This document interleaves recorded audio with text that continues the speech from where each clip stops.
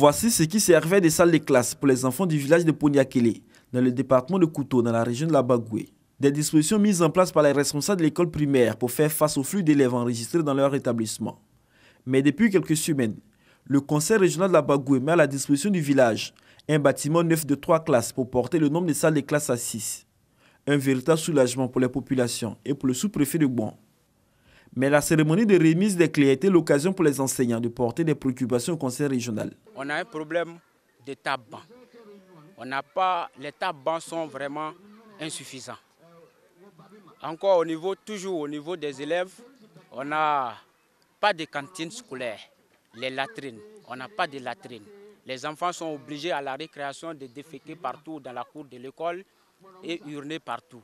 Le président du conseil régional de la Bagoué, Bamba Siama, a rassuré la population de la volonté de son institution à prendre en compte tous leurs besoins. Après Poniakele, cap a été mis sur le village des Aguinasso, toujours dans le département de Kouto.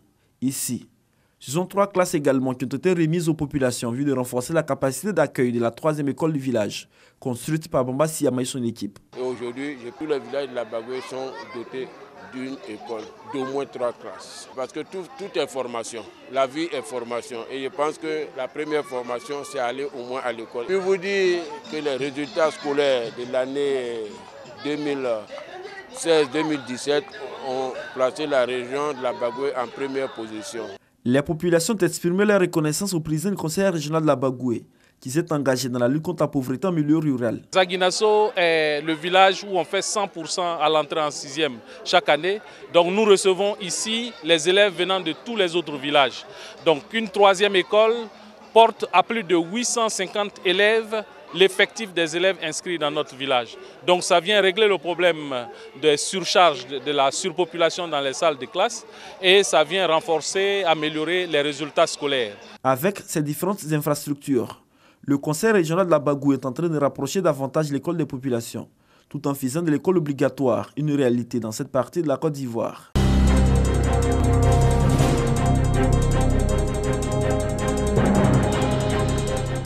La coopération ivoiro-allemande est au beau fixe. Fruit de cette coopération, la commune de Bouaké pratique un partenariat avec la ville de Reutlingen. De ce partenariat est né un projet de biogaz dénommé Bibou. Ce projet permet des installations d'unités de biogaz dans les établissements scolaires de la commune de Bouaké. 9 écoles primaires sont choisies pour abriter la phase pilote de ce projet. Objectif : transformer les déchets organiques en biogaz qui sera utilisé pour la cuisson des aliments dans les cantines scolaires. Coût du projet : plus de 160 millions de francs CFA. L'école primaire publique SFI a abrité la cérémonie d'inauguration de ces unités de transformation. C'est une contribution au développement durable. La procédure par le chauffement des nourritures à travers le biogaz est une procédure qui est simple, bon marché. Tous les déchets organiques qui ne sont pas durs sont appropriés pour l'installation. Ça, c'est le pelle de banane, le pelle de manioc. Pour toucher du doigt l'état d'avancement des travaux de réalisation de ces unités de biogaz, certaines écoles bénéficiaires ont été visitées, notamment les écoles primaires Walebo, Ngatakro 1, Aouniassou 1 et Bende Kwasikro. La mairie de Bouaké entretient une coopération avec la ville de Reutlingen depuis 1970.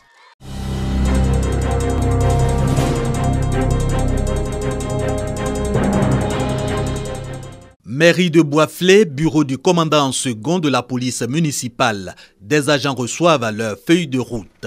Mission du jour, intervention sur domaine public. En matière de police administrative, la police municipale veille sur l'occupation du domaine public, faire la police de proximité. La police municipale, en ce qui concerne la police judiciaire, ne fait que poser des actes de contravention. Dans sa fonction judiciaire, la police municipale, c'est la douane du territoire communal. Témoignage de maire. Des policiers qui donnent à la mairie sa fortune. Oui, c'est vous qui donnez la richesse aux mairies. L'agent de police municipal, donc un acteur de développement local. Il se reconnaît par des tenues et autres apparats spécifiques à ne pas confondre à ceux de la police nationale. Nous portons pratiquement les mêmes tenues, mais la différence est qu'au niveau des bérets, c'est deux cocotiers qui sont sur le béret. Or pour la police nationale, c'est les ivoires.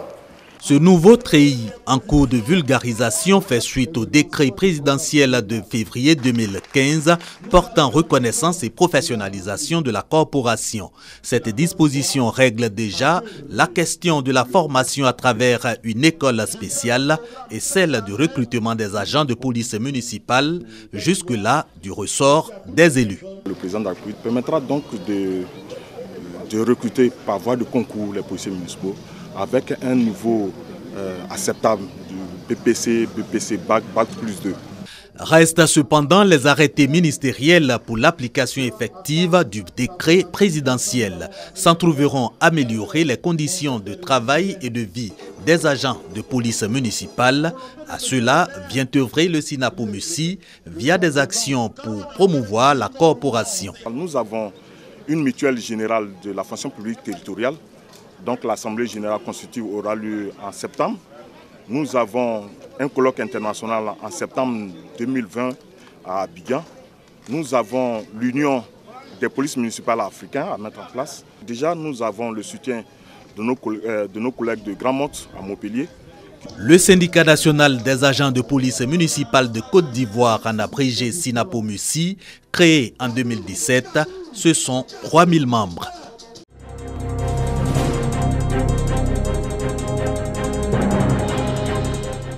C'est dans les jardins de la préfecture de Mans que les associations et groupements féminins de la ville ont été honorés à l'occasion de la Journée internationale de la femme édition 2018. Issoufou Kouadio, directeur régional de la femme, de la protection de l'enfant et de la solidarité du Tonkbi, a fait le bilan des actions menées par son ministère en matière d'autonomisation des femmes. Les représentantes des femmes et les femmes leaders de la ville, à leur tour, ont souhaité plus d'actions pour l'accès au financement et pour leur autonomisation. Elles ont par ailleurs exhorté l'ensemble des femmes de la ville à être plus solidaires pour gagner toutes les batailles de leur autonomisation. Une belle cérémonie ponctuée par un grand défilé dans les rues et artères de la ville, des sketchs et des rencontres sportives. Maple, localité située dans le département de Danané, a honoré la femme rurale. Dans la cour de la sous-préfecture, les femmes, réunies au sein des associations et groupements, ont marqué une pause. Une pause pour faire le point sur la situation socio-économique de la femme et de la jeune fille de Maple, détecter les difficultés et envisager les solutions. Pour leur plein épanouissement, elles ont exhorté les autorités administratives, les cadres, les élus et les différents partenaires à plus d'actions en faveur de leur autonomisation. Une célébration qui a été précédée d'un grand défilé des femmes dans les rues de Maple.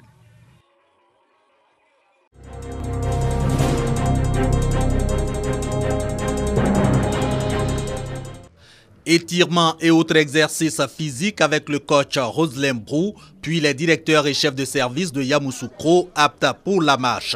8 km à pied, certains pour renouer avec le sport, d'autres pour s'y essayer. Tous pour promouvoir une idée commune, se maintenir en bonne santé pour l'atteinte des objectifs professionnels. Un élan pour contribuer à l'édification de la Côte d'Ivoire émergente. J'exhorte tout le monde à venir marcher. La marche, c'est un sport pour tous les âges. Qu'on soit petit, grand, femme, vieillard, on peut marcher. On fait tout avec le corps. C'est comme une voiture qu'on repose pendant 20 ans. Mais lorsqu'elle met cette voiture en marche, elle ne peut pas marcher parce qu'elle est ruée. C'est comme ça aussi le corps humain. Au-delà donc de ces bienfaits individuels, il y a cette cohésion pour que nos résultats, le résultat que la Côte d'Ivoire attend de nous, soient meilleurs dans tous les différents compartiments. Santé et cohésion sociale par le sport, l'idée de la conférence des directeurs et chefs de service a sonné la mobilisation de tous les corps de métier de Yamoussoukro. Le sport, c'est la santé. Ça nous permet de dégraisser pour nous qui sommes vraiment en chair. C'est aussi un facteur de rapprochement, on se fait des amis et tout ça. Les activités sont ouvertes. Tous ceux qui sont encore en retrait, Je leur demande de rejoindre les différents groupes. Sport Ma Santé, cette journée sportive va se tenir chaque mois à compter de cette cérémonie pour son lancement.